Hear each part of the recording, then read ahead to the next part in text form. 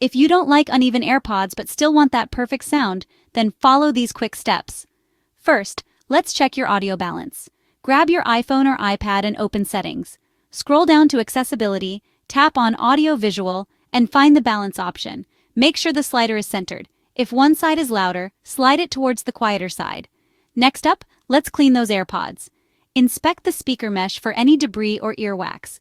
Use a soft, dry cloth to gently clean them, but avoid any liquids or sharp objects. Still having issues? Reset your Bluetooth settings. Go to Settings General, then Transfer or Reset iPhone. Tap on Reset, then Reset Network Settings. Enter your passcode and let your device reboot. Reconnect your AirPods. Lastly, check for other potential issues.